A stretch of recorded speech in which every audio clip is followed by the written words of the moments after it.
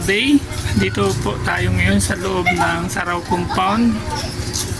Bali sako po ng sapote.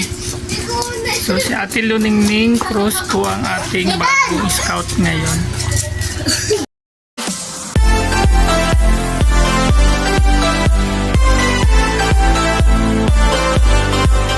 Dito po nangungupahan si Ate Luningning Cruz. Isa po siyang PWD, putol ang isang kamay at nangangalakal ng basura. Ayan. Hello Ate Luningning. Ayan po si Ate. Dito nangungupahan. Magkano pang upa nyo dito? 2,000 po. Ayan si Ate Luningning. So pasok tayo. Medyo ako po ay matangkad, medyo yuyuko ng konti. Abot ka pa rin tayo. Ano lang po baba? Ayan, kumusta po Ate Luningning Cruz? Apo. Ayan si Ate Luningning po. Ayan po ang kanyang braso. Ano po yan Ate? Since birth na po ganyan yung braso nyo. Nanganak po ganito. Saan po kayo pala, anong probinsya nyo? Sa Aklan po. Plan, so doon kayo lumaki. Hindi po, dito po ko sa Maynila pinanganak. Maynila ka na Dito na pinanganak. po pinanganak. Dito ka na talaga nagkaisip, no? Saan sa Maynila? Dito po sa may Saraw, doon po ako yung bago. Ito na talaga, dito na talaga sa... dito na talaga sa Pote. Apo, dito po. So, ano apelyido mo sa pagkadalaga? Ano? Ayun pa rin po. Cross pa rin. Cross po. Bakit cross pa rin ni Mesa? Pa sila tayo nung libiin pa lang. So, ang haba ng hair ni Ate. Ilang taon na po pala kayo? 45 na po. 45. So, ilan ang edad mo nung mag-live-in kayo? 32 po yata. 32. So, almost 13 years na rin kayo nagsasama. So, kumusta naman ang buhay? Okay lang po. Nakaraos lang. Opo. Bali, ilan po kayo palang magkakapatid? Yung sa kami po, bali po, 12 po kami. Ay, kukunti. Sana all. Po kami. 12. So, ano yun? Buhay lahat? Yung dalawa po namatay na, 10 po kami. Yung 5 pong babae may asawa, yung 5 pong lalaki may asawa. Okay. So, ano po palang kinabubuhay ninyo? Nangangalakal po. So, nangangalakal. So, magkano naman po ang kinikita nyo sa isang araw sa pangangalakal? Ano po, depende po. Kasi po katulad po yung nakaraan, pag mahina po kasi ngayon yung kalakal. Minsan po nakaka-200 po sa isang araw, minsan naman po 300. Depende po yun. So, yung normal na kita mo lang sa isang araw. Mga 300 po, minsan. Kasi po yung nakaraan, ilang araw po kung hindi kasi po nasira yung ginagamit ko. Hindi kasi nabibilan siya ng Pwede pyesa. ka yung tayo ng gamit. So, ano yung pedicab sarili mo na yon? Opo, biyaya po ng Lord. Yung sidecar ko po, na ko po yung 2 buwan po yung nahulugan, 50-50 po bayad doon araw-araw. Na akin na po yung, kaya pag nasisira, sa akin ako po yung nagpapagawa. Ay, ang dami pong sira na. Kaya ganun. Yun ang may bubong siya o yung parang uler po, lang? sidecar po. Oh, Sidecar po siya. okay. Saan mo pinaparking yung Po sa side? slaughter. Hindi naman pinakikialaman. Hindi naman po papasok lang po, nakiusap lang po.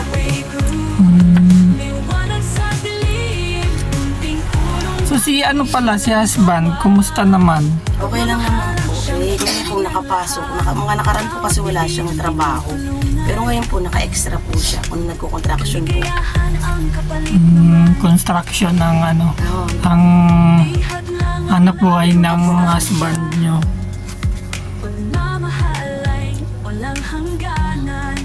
Ilan po pala ang anak? 2 lang po, 2 pong lalaki. panganay niyo po, ilang taon na siyang...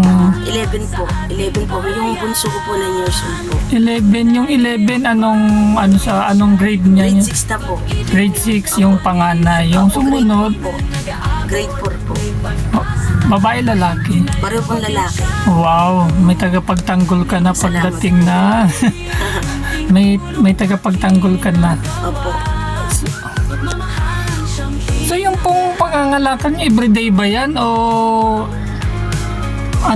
may palya-palya din? Opo, katulad po pag masyado pong maulan, mahina po, hindi po wala po akong nakukuha niyan pag maulan. Pero naman po, pag hindi naman po, kunyari po, pag sobrang pagod na, hindi po agad nakakakalakal. Minsan po, hindi po ako nakakalabas. Paanong kalakal yung mga nagpapatapon ng basura? Namumulot po ng mga kalakal, mga bakal, plastic, ganyan. Saan nyo naman nakukuha yung mga kalakal? Diyan po ako nangangalakal sa May Manuela po. Subdivision. Opo, sa May Manuela po. Iniikot mo siya, may mga, di ba minsan pag umaga nakalabas na yung mga nila, basura. So pinipilian nyo yung mga pangtapon na yon. So at the same time, meron din namang tao na talagang binibigyan kayo Meron ng naman po talaga. basura talaga. So kumbaga na din, kilala na rin kayo doon. So ilang taon nyo nang ginagawa yung pangangalakal? Nung 7 years old pa lang po ako nangangalakal na po talaga. So kilala Tapos ka? lang po nila nanay. Kilala Dati po, saan-saan po kami nakakapunta. Saan-saan po akong lugar. Kung saan-saan sa Fernando, sa lahat po ng dito malapit na Pero po ngayon, sa Manuela na lang po. Noong bang maliit ka, may mga nangungutya naman sa'yo. Po, marami po. Hindi po talaga maiwasan. Madami po talaga. So, hindi mo naman dinamdam, hindi ka naman Pero po, sa... nagtanong po ako kung bakit. Lalo sa nanay, nagtanong po kung bakit. Ganun, ako lang yung may ganito. Sa amin po kasi magkakapatid, ako lang may kapansanan. Kaya natanong ko din. Pero po, biyaya naman ng Lord. Naunawaan ko naman po na ako lang talaga. Pinanganak ko ganyan, wala naman po siyang ginawa. Kaya okay lang po sa akin. Lumaki naman po ko, okay na. Hindi na po katulad ng dati. So yung konsumo nyo sa araw-araw, magkano naman ang nagagastos nyo sa isang araw? Depende po. Kasi po minsan po kasi ang pinaka po talaga sa isang araw, minsan po 300, 200, mga ganyan. Gastos, oo. Ako 300, mga ganyan. O kasi lalo na ngayon, di ba mahal na yung mga bilihin? Lalo po pag wala pong bigas, pag walang bigas, mas mahirap po pag wala siyang bigas. Pero pag may bigas naman po, mga ganyan, mga 200, 250. Siyempre po, tsaka po yung baon po ng anak ko. Pero minsan okay lang, mapasok naman po silang walang baon, basta may almusal lang. Okay. Almusal lang po. Oo. Talagang... Ano po, mother? Nanay niya tayo. Ito po, kayo po na ito po ang nanay ni Ate Luningning. Ayan po, nasa labas. So, magandang gabi po. Napili po namin ang inyong anak na bigyan ng konting tulong. Ito ba isang kapatid niya tayo? Ayan, may ayan din yung isa niyang kapatid. Interview siya. Okay po. So, pasensya na po na may konti lang kaming nabanggit sa akin ni Merita, kasamahan ko sa trabaho, na yung kalagayan nyo nga.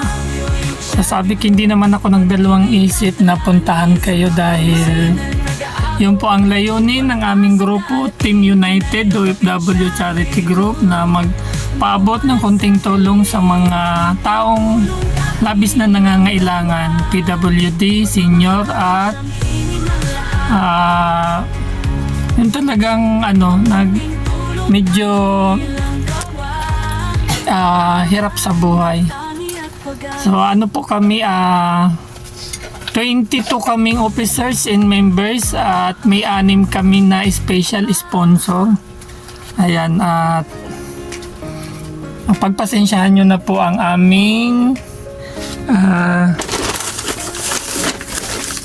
nakayanan. So, ayan, saan ko ba ito? Kita ba dyan? Ayan. Sige, patayuin mo na lang yan para kita sana. Ayan. Ayan ate, anong masasabi nyo sa nagpaabot sa iyo ng tulong? Maraming salamat po. Malaking tulong po ito sa amin. Maraming po salamat. So ano po yan, na 5 kilos of rice at kung ano-anong laman niya ng grocery. So, may nais ka pa po bang sabihin o manawagan sa mga may mabuting kalooban na nanonood ngayon? Ano yun lang po kung sakali po sa ano. Kasi gusto ko gusto ko sa magkaroon ng puhunan kung sakali lang. Puhunan para sa So po kasi namin magtinda mag-asawa para po regular na trabaho. katulad ng Tinda ng isda. sa pag-iisda. So magbahay-bahay kayo. Po, hindi po gusto po namin lako. O yung sa na lang pedicab. Total meron naman kayong sidecar. Opo. Magkano naman ang inaano nung puhunan, ang kailangan puhunan sa ganong pag Po mga po yan. Sabi po kasi nila mga dalawa po pwede na po yan. 2 to 3K ang So, Sa lang naman po yan. Paano panalo po. so diskarte na lang So ba kung sakali ba na maibigay yan, mapapalago nyo ba kung sakali? Biyaya ko na yun. Mapapalagi po kung talagang gagamitin ng maayos. So ano po pala ang relihiyon nyo? May naging po. Born again. Wala namang problema sa amin kung anong relihiyon. Opo. So, natanong ko lang wala namang discrimination tayo pagdating sa relihiyon. So, ayan, buti nabanggit kayo sa akin ng katrabaho ko si Merita. So, actually 3 days na kaming nag-usap. May 3 days na kaming nag-usap. Kaya lang, siyempre, pag Sabado-Linggo kasi talagang haggard kami sa trabaho. So, hindi kami pagdating galing trabaho, knockout, tulog agad. So kaya ngayon kasi kanina day off ko, nagkikipagpalit ako ng day off at may lakad ako. So ayun, napadaan ako dito, may time kumbaga. Ano pong natapos nyo pag-aaral? Ano naman ang naabot nyo sa pag-aaral? High school. So dito na rin sa Principal po ko ng high school. elementary at Sa Sapote po. Opo. elementary at high school dito na. Nagkakaroon ba naman kayo ng mga reunion pa? May mga reunion pa na ba kayo? Yung dati po, nagkaroon po kami dyan sa may Sapote kasi po yung dati kong classmate, nagpaano po siya ng reunion. Patawag. Pero po ngayon po wala na. Kumusta naman ang ng pag-reunion nyo? Okay naman po. Kung Iba-iba yung iba-iba po yung nila. Iba-iba po yung mga narating. May mga classmate po ko nasa ibang bansa na mga may asawa na rin. maganda na ang buhay. May mga negosyo po sa lahat. So na naman kayo na kahit paano hindi naman nagbago sa inyo. Opo, masaya naman po kasi nakita-kita at saka maayos naman sila. Iba-iba naman tayo ng kapalaran. Ako po para naman po sa mga anak ko. Yun na lang ang Maayos. Opo. so buti pag malakas dito ang ulan, Bumabaha po malalim. malalim. Umabot po ng lang dito, Taiwan. Malalim po dito. Hindi paano Ito po kayo? itinaas lang po namin itong papag na to. Kasi po, mataas talaga yung tubig dito pag umuulan. Tinaas po tapos nag-evacuation po kami nung last na ulan, yung nakaraan pa po. Nag-evacuate po kami doon sa may Sapote, 3 days po kami doon kasi ang tagal niyang bumuka yung tubig. Tapos lumubog talaga to kaya nagkaganyan-ganyan. Nasira na yung ulan. So yung bubong hindi naman natulog. Ayun po, marami na po talaga siyang tulog. Kailangan po paayos. Paayos po yun. So alam nung may-ari na ganun yung sitwasyon nyo dito. Hindi na rin nila iniintinding Hindi po kasi kasi nakasanla po dyan sa kabila. Kaya hindi po paano po pag pwede po namin ipagawa. Hindi naman daw po tataasan ng bayan. Pwede po ipagawa na. Hindi naman daw ibabawas sa sahod o Hindi naman po. Wala, Wala. Kasi basta- po nakasanla po dyan. Kayo na ang mag-aano sa pag-ayos kung sakali. Pwede po namin yan ipaayos. Kasi marami na rin po talagang tulong. Okay. So, kumusta yung mga kalagayan ng iba mong kapatid? Ganun din po, may kanya-kanya na po silang pamilya. Yung mga lalaki ko po kasing kapatid, wala po silang pamilya pa. Kami pa lang po mga babae. Nakay nanay po sila. Nasa nanay ko po sila, wala po silang Pero mga kahit asawa. mga may edad na, ayaw pa rin mag-asawa. Siguro po wala pa sa kapalaran nila sa pag-asawa. Kaya po siguro wala silang Wala pa sa isip nila. Hindi ko po alam. Dati naman may mga girlfriend sila eh. Ngayon wala naman po talaga nagtagal. So, mabait naman ang husband mo. Opo, biya. Kasundo naman kayo. Opo. Okay naman po kami. So, bali, yung mga kasama naming OFW, hindi naman din nasa maayos naman ang kanilang buhay. Kumbaga, naglalaan lang lang kami ng monthly donation para makalikom ng pera para maipabot sa mga katulad nyo. So, may isa kaming kasamahan na nasa Mindanao. Dating nagtatrabaho sa ibang bansa. So, ngayon nag-for good na sa Mindanao. Kaya meron po kaming meron kumbaga masasabi na rin nating branch sa Mindanao. Doon naman siya na-assign at ako naman dito sa Las Piñas, Parañaque at Cavite. Meron na rin po tayong dalawang na-scout sa Cavite. May Thanksgiving tayo ngayong Pasko. Hindi ko pa maano yung petsa kung anong date.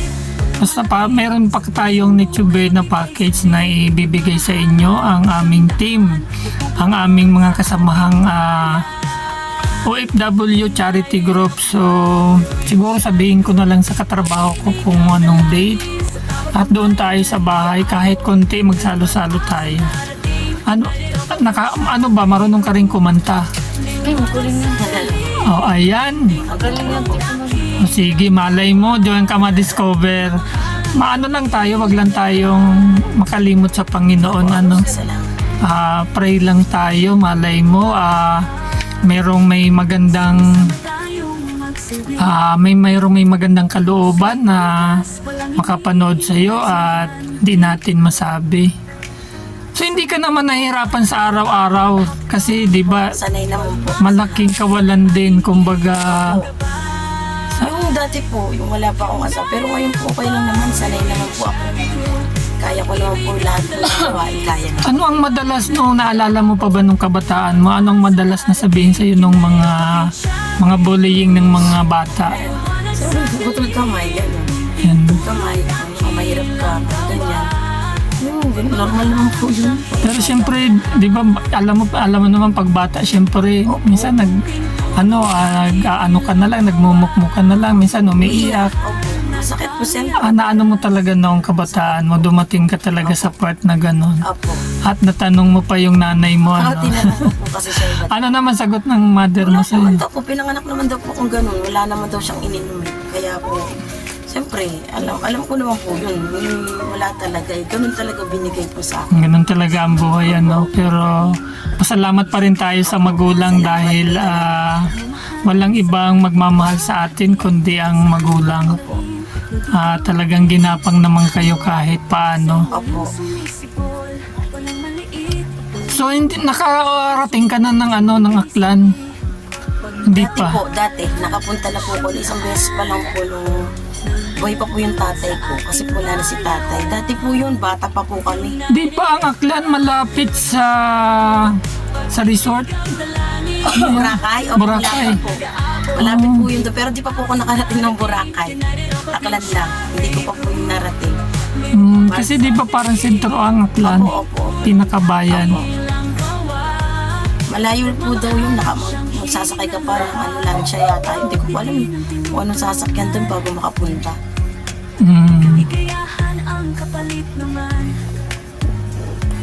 So ano naman, may tinatanggap ka naman sa gobyerno na wala? Ayuda? Ano po, dati po yung nakatanggap po ko nung sa tawag doon yung... Nakalimutan ko po tawag doon yung dati po yung pandemic. Yung... Yeah. 8,000, taga 8,000. Oo, yung... Dati po yun. Oo. Pandemic po yun, lahat naman po binigyan nun eh. Oo, yun lang. Lahat. Tapos po meron po kung ano, sa PWD po pag minsan po, nabibigyan ako ng grocery pag minsan, pag Pasko. Pag Pasko lang. Opo. Hirap talaga ng buhay, ano? Opo, opo. Pero, yan, laban lang tayo. So, kahit paano, inspiration sa mga katulad mong may ano-anong kapansanan. So, laban lang para sa pamilya. Ang ilaw nyo at tubig, magkano naman binabayaran nyo sa ilaw? Ano po sa ilaw po, 700. Minsan po, 800 po, minsan 700 po. Pero po sa tubig, nabili po kami ng nawasay. Pero po meron po dyang yung poso, para po pag naglalaba, meron po dyan sa labas. So tingnan nyo guys, ang ilaw ni ate, yan lang naman ang ilaw niya. O, napakaano lang. Isang ilaw dito sa loob, dyan sa kwarto may isa. Opo, meron po tas electric pan dikit. O, yung electric pan po nila, yung ano lang, yung... Ano yan, yung walang takip. Yung diklip lang na electric pan. So, pag medyo inaanto ka, maano yung braso mo o kaya yung paa mo. Pag napadikit ka sa electric pan, nako, sugat ang ano mo. Kasi wala pong takip yung electric pan nila.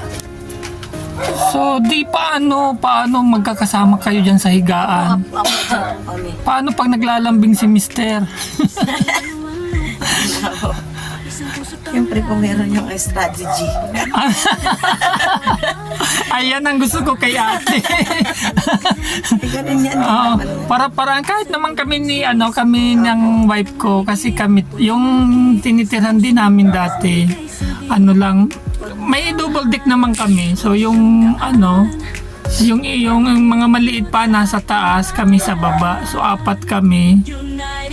So yun nga, naniniwala ako sa sabi ni ate na may strategy daw.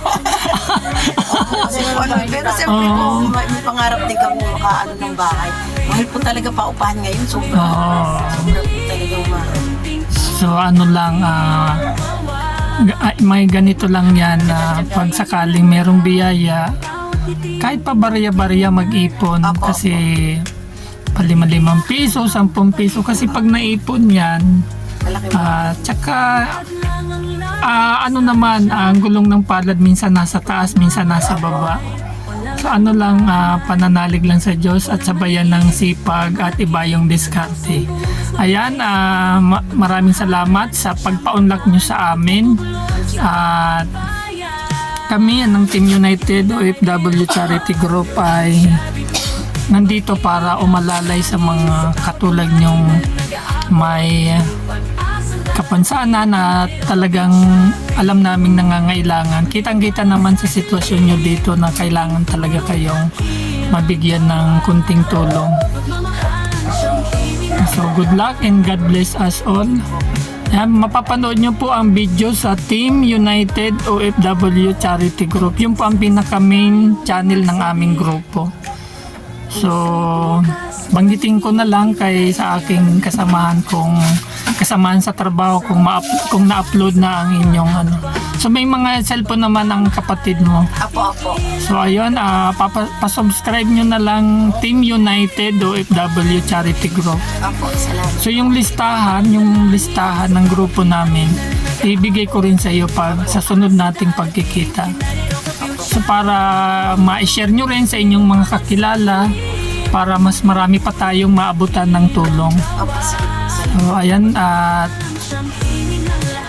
at uuwi na rin ako. God bless. So laban lang sa buhay. Pag-ibig ang dalangin sa bawat kamay na nag-aabot. May pag-asang darating. United OFW Charity Group. Liwanag sa dilim, munting pulong dakilang gawa.